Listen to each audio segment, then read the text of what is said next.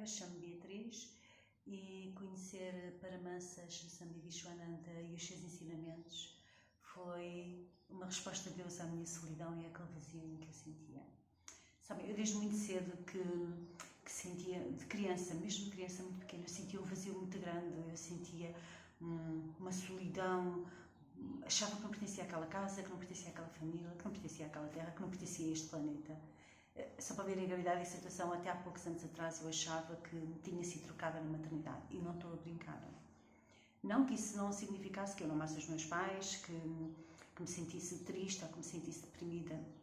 Não, pelo contrário.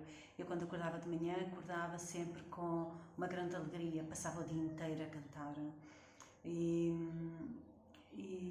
tinha uma força capaz de enfrentar tudo, capaz de enfrentar todos, não tinha medo de nada, não tinha medo de ninguém. E então eu achava que, pronto, que tinha que existir alguma força superior que de alguma forma me fizesse sentir assim, porque aquilo que eu sentia não era compatível com o meio onde eu vivia, com os problemas que me circulavam e com o comportamento de todas as pessoas que me rodeavam, porque todos eram miseráveis, todos eram felizes, todos eram tristes. Comecei a trabalhar muito cedo, tinha 8 anos de idade, e quando eu comecei a trabalhar com 8 anos de idade, as pessoas ficam a olhar para mim, mas eu recebia efetivamente, tomava conta de crianças, e tinha 8 anos. E todo o dinheiro que eu ganhava eu juntava, pois eu não sabia bem o que é que eu queria, mas sabia o que é que não queria, eu não queria aquela vida para mim. E pronto, e foi esse dinheiro que me permitiu ter um curso, paguei um curso, que me deu a profissão que eu amo, sou enfermeira, conheci um bom homem, já estamos juntos há 26 anos, concretizei o maior sonho da minha vida, que era ser mãe, e ainda assim,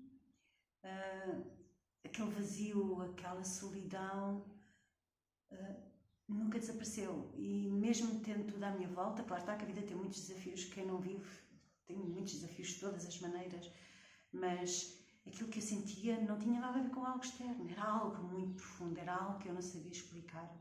E então, volta e meia eu chorava. Apesar da minha vida não ter sido fácil, com muitas dificuldades, como a vida da maior parte de todos os humanos, houve um período na minha vida que foi particularmente difícil. Isto foi há 13 anos atrás. Foi-me diagnosticado um problema de saúde, disseram-me que eu ia ficar numa cadeira de rodas, que não podia fazer força superior a 5 quilos, e já tinha passado por muita coisa, mas efetivamente aquele momento, aquela notícia abalou-me muito, deixou-me muito desorientada. Até aí nada me tinha desorientado, mas deixou-me desorientada porque eu não via como é que eu podia continuar a viver numa cadeira de rodas, viver dependente, mas pior que isso tudo ainda era não poder exercer a minha profissão, porque eu amava efetivamente aquilo que fazia. Na minha cabeça não havia forma de ser enfermeira não fazendo força superior a 5 quilos. É impossível, 5 quilos não é nada. Como é que eu posicionava os doentes? Como é que eu os mobilizava? E pronto, foi uma fase muito complicada, e foi nessa altura que uma colega minha de serviço me disse que vinha a Portugal, um mestre, e isto foi em 2009, ele em fevereiro, que vinha cá a Portugal um mestre, que era um homem santo, era um guru, e a partir do momento em que ela disse estas frases ficou bem claro na minha mente: esquece, não vou embarcar nessa. Homens santos, na mesma frase, tenho uma certa dificuldade em acreditar. Mestre, ok. Guru, quando ela diz guru, a palavra que me vem imediatamente à mente é seitas. E eu tinha pavor de seitas. Tinha lido muitos livros e a imagem que eu tinha de seitas não era nada agradável, assim como dos gurus. Pronto. O certo é que ela foi um fim de semana, eu não fui, fiquei em casa, mas esse fim de semana por acaso fiquei com muita enxaqueca, passei muito mal durante o fim de semana. E de alguma forma, inconscientemente, eu achava que tinha que ir.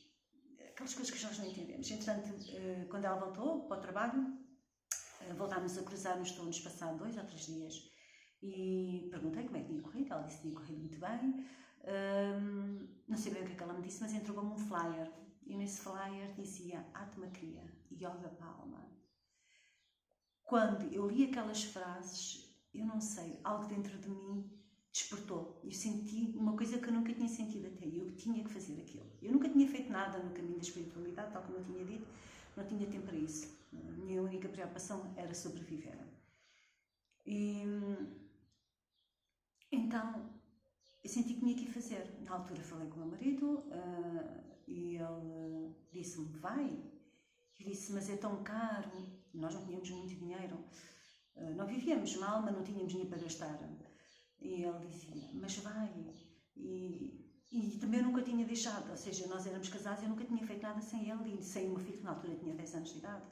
E ele continuava a insistir, a minha mente a arranjar desculpas para eu não ir, porque eram 3 dias, foi em maio, recordo-me, que apanhei o dia 1 de maio, então foi uma sexta, sábado e domingo, isto em 2009. E pronto, eu fui, cheguei lá, senti-me completamente deslocada, toda a gente de alguma forma já tinha tido contato com a espiritualidade, falavam em chakras, sabia lá o que era chakras, falavam em cores, meu Deus, e pensei, esta gente está toda maluca. Mas se a minha mente por um lado pensava nisto, por outro lado havia qualquer coisa que me prendia, aquela dualidade. Eu lembro-me que nós tivemos orações, isto era no Ashram em Santa Eulália, que entretanto depois fechou, e havia orações e havia música que cantavam, que era Narayana, Narayana. Aquilo entrou dentro de mim de uma tal forma, eu nunca mais me esqueci daquele Narayana. E para onde quer que eu andasse, eu gostava muito de cantar, então para onde quer que eu andasse, aquele Narayana, Narayana, Narayana não me saía, não parava de ressoar dentro de mim. Quando foi o momento da Shakti Park, nós tínhamos a formação na sala, eu saí da sala para eles prepararem a sala. Quando voltámos a entrar, e a sala estava completamente diferente energeticamente, não era a mesma sala. Então eu senti como se tivesse entrado dentro de um templo, verdadeiramente. E sei que depois há uma altura em que nós vamos até à volta da Guruji. Engraçado que eu não tinha visto o Guruji até aquele momento. Se foi só naquele momento, ele estava lá na sala, mas eu não tinha olhado para ele, vejam bem. Quando eu me ajoelho para receber a Shakti Park, começo a chorar. E eu chorei tanto. Eu não sabia onde é que vinha aquele choro. E que mexeu um bocado comigo. Eu não sabia, eu chorava. Era uma coisa tão profunda como... Ok, cheguei a casa. Claro, está que não foi à primeira, demorei ao meu tempo, não foi ser humana. E pronto, e isso foi um momento de grande transformação na minha vida. Acabei por estar com o Guruji fisicamente em setembro de 2009, no dia do aniversário do meu casamento.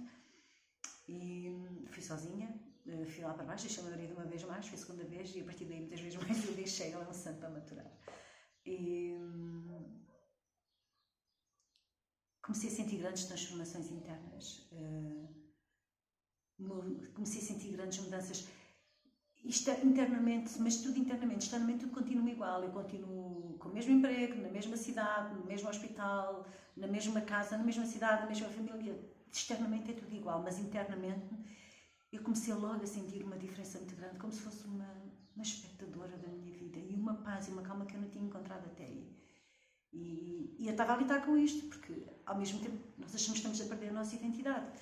E então uma colega minha na altura disse-me assim, oh Bia, como as minhas colegas me tratam, tu estás diferente. E aquilo para mim, eu fiquei apavorada, porque eu sentia aquilo, mas não sabia que aquilo também se via. E a nossa preocupação lá como humanos é, diferente como? Para melhor ou para pior?